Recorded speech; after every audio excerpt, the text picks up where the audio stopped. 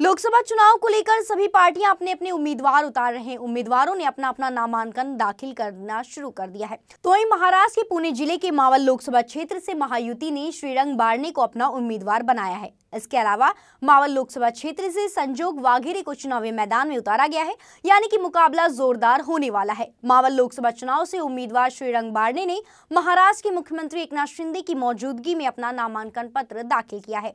नामांकन पत्र दाखिल करने के बाद महायुति की तरफ से भव्य जुलूस निकाला गया और अपने उम्मीदवार के लिए जुलूस निकालकर जश्न मनाया गया।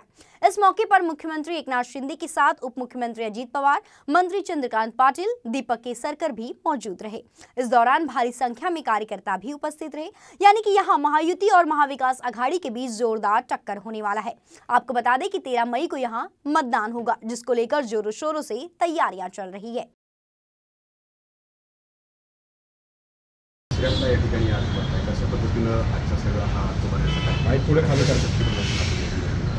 मावळ लोकसभा मतदारसंघातून तिसऱ्यांदा शिवसेना, भारतीय जनता पक्ष, राष्ट्रवादी काँग्रेस पक्ष, RPI महायुतीच्या माध्यमातून मी अर्ज भरतो। राज्याचे मुख्यमंत्री सन्माननीय एकनाथजी शिंदे साहेब, त्याचबरोबर उपमुख्यमंत्री सन्माननीय अजितदादा पवार, मंत्री माननीय चंद्रकांत दादा पाटील हे सर्वजण माझा उमेदवारी अर्ज भरण्यासाठी आज पिंपरी चिंचवड शहरातील PMRD कार्यालयामध्ये मी अर्ज भरतो त्या ठिकाणी येतात। आकुर्डीच्या खंडोबा माळा मंदिराजवळ खंडोबाचं दर्शन घेऊन आम्ही रॅलीला सुरुवात करणार आहे।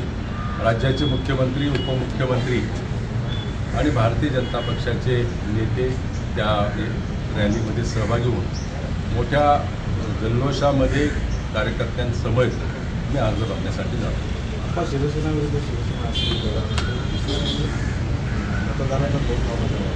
राज्याचे मुख्यमंत्री सन्माननीय एकनाथजी शिंदे साहेब यांच्या नेतृत्वाखाली काम करत असलेली शिवसेना खऱ्या अर्थानं बाळासाहेबांचे विचार सर्वसामान्य जनतेकडे पुढे घेऊन जात आहे।